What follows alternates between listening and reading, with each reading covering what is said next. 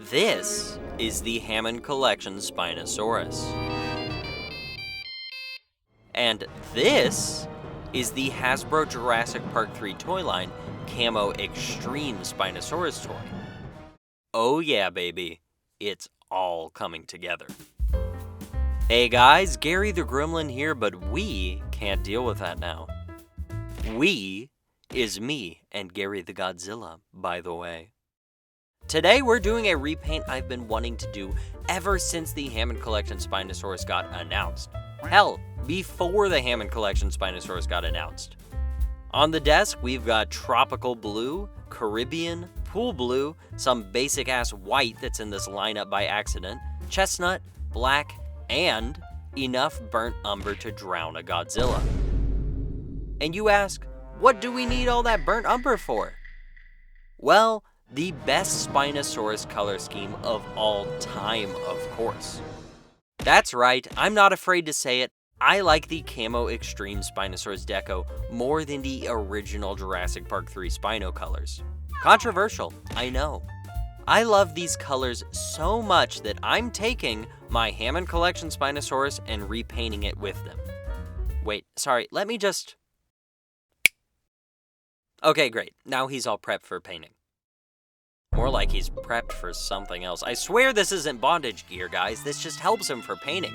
I swear! I will deny Gary the Gooner forever, okay? Please, And I can smell the comment section from a mile away. I know what you'll all say. No, Gary! You're ruining your figure! If you only have one, you shouldn't repaint it! No! Oh no, no! And it is true. I tried so desperately to get a second Hammond Collection Spinosaurus back when they were randomly restocked in December, but alas, to no avail. But you know what? I don't care. I don't give a Tyrannosaurus's ass, and I'm not gonna let Mattel's limited distribution stop me from achieving my one dream. We're doing it, baby. Hammond Collection Spinosaurus camoeXtreme repaint. I've wanted this color scheme on this figure so bad that I'm just gonna have to go for it. If that doesn't make you like, comment, and subscribe, then by God, I don't know what could convince you. And by the way, I know that most of my audience watches me on the TV. Shout out to all the TV people. If you're watching this on the Roku right now, you have to pause and you have to hit that subscribe button. I know it's weird and awkward on the TV, right? Why would they make it like that? It's because YouTube has a conspiracy against me, but you still have to do it. Alright, let's get going. We're going to go ahead and start the painting process, some nice alliteration there for you, by going to Brown Town for a bit. The camoeXtreme Spino has this really cool dark reddish brown for the base skin tone, and to get that, I'm first just laying down an ungodly amount of burnt umber.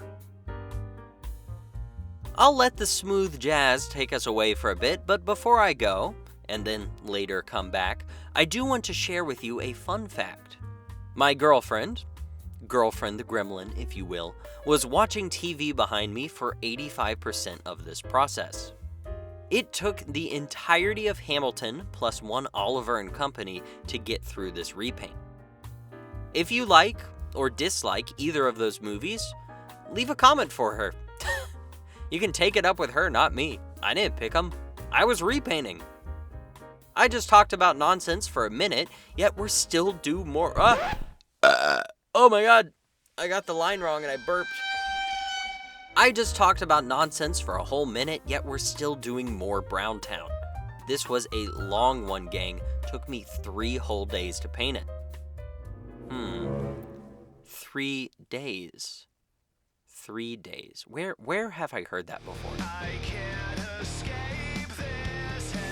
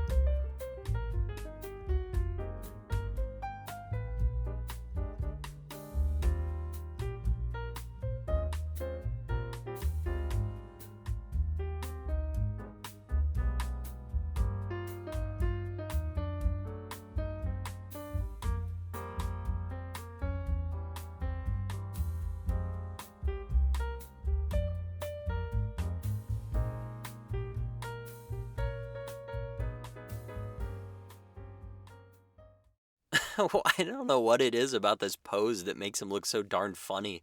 Why does he look so joyous? I love that for him.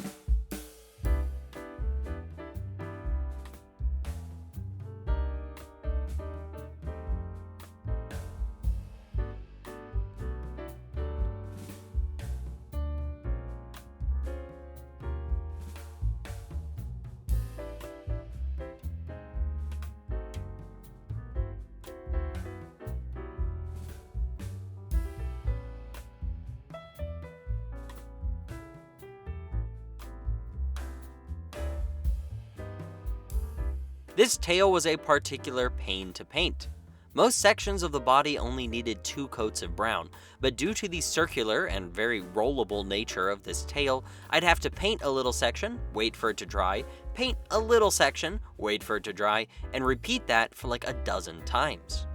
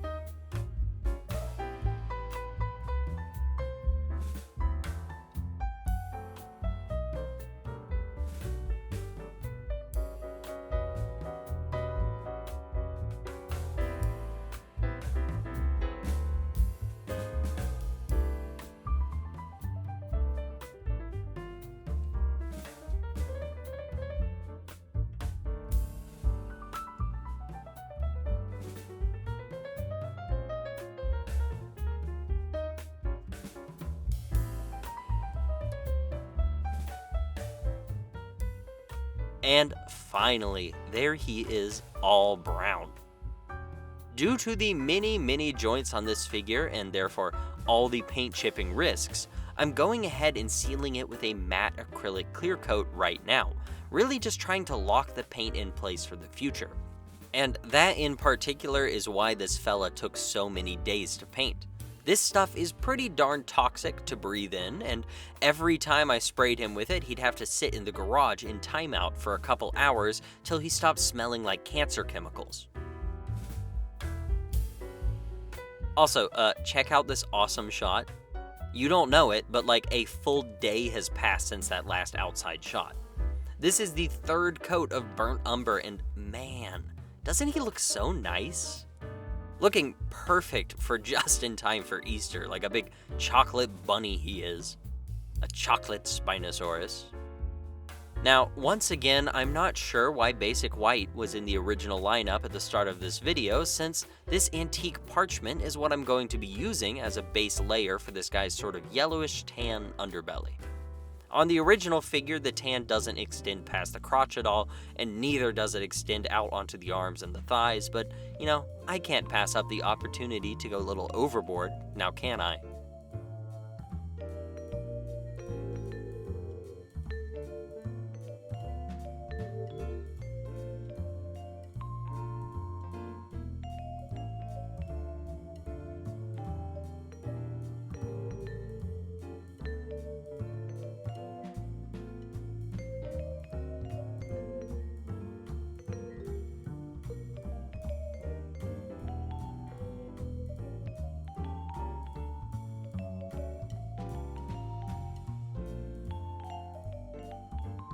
Here I'm mixing burnt umber, barn red, and some chestnut for that dry brush that'll go over the whole figure.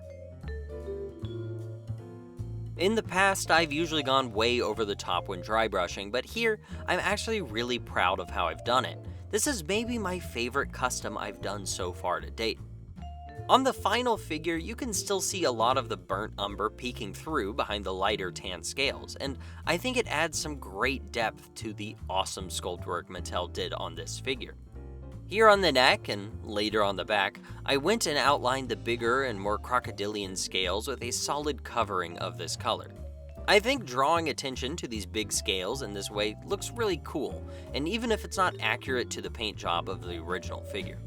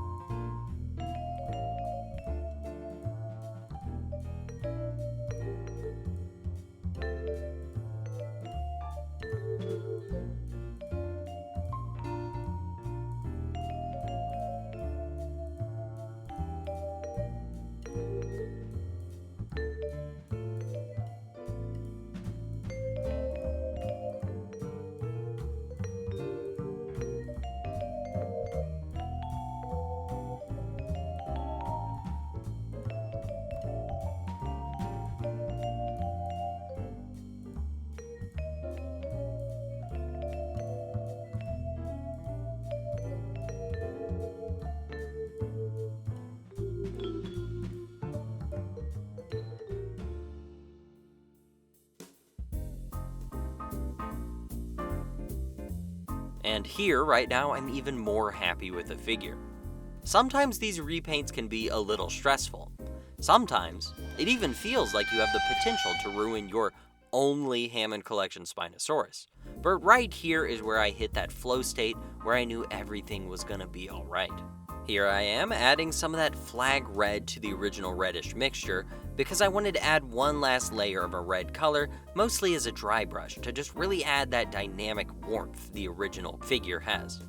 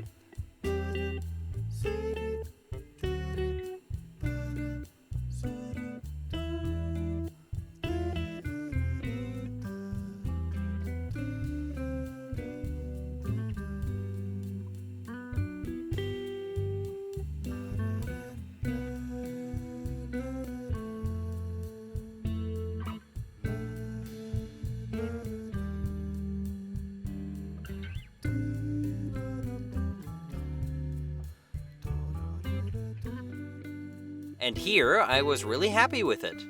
This was kind of the ideal base color I was going for, and with all the layers and paint complexity I wanted.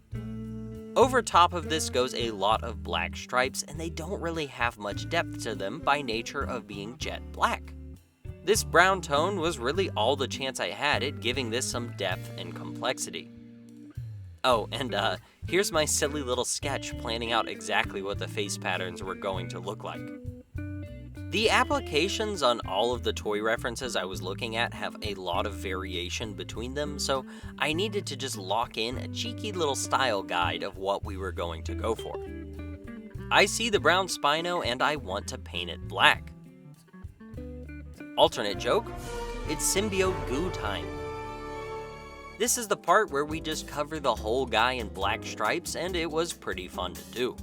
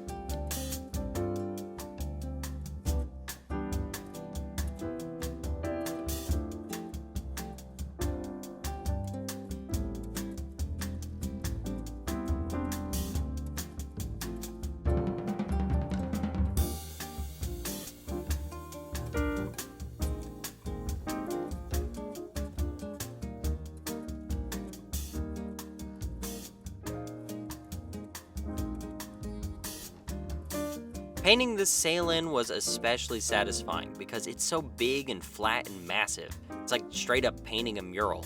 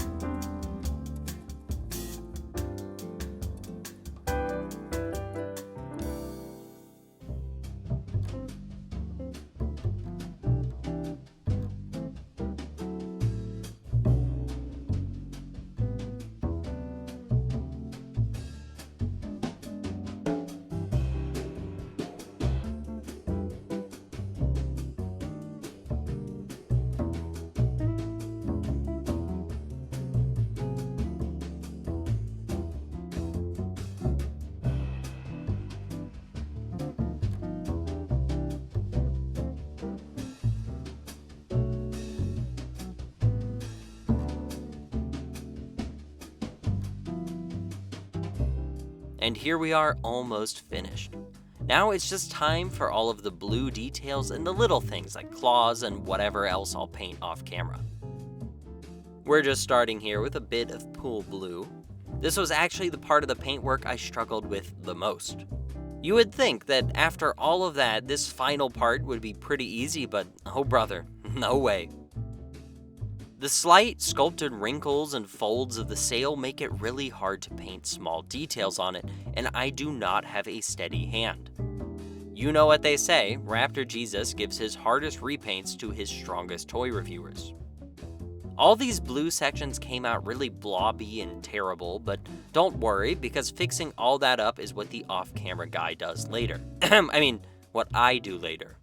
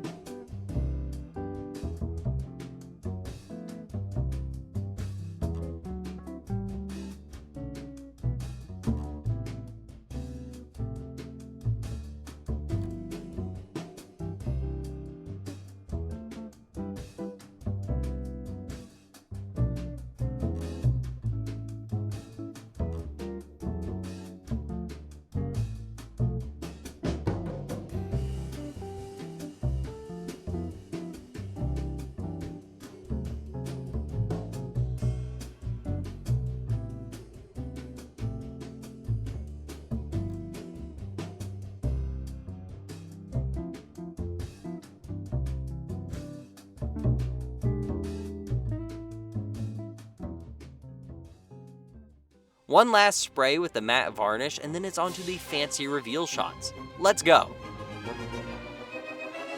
And here we are.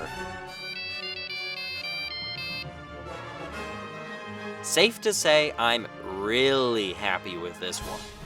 This might just be my favorite repaint I've ever done because it's so cool. Happy to say I've been messing around with it a lot and posing it a ton, and there are minimal paint chips as well as it just looks so gorgeous. All the paint complexity with the brown really paid off big time as there's a lot of detail here. Since you last saw him, I finished off the belly with a bit more of a dark tan, and I also went and painted all the claws. And I mean all the claws. After I forgot it on my last 3 repaints, there's no way I was forgetting the dew claw here. I also went in and outlined all the blue stripes with either some black paint or a pen, depending on the section. Eagle-eyed viewers may notice something wrong here, however. The eyes.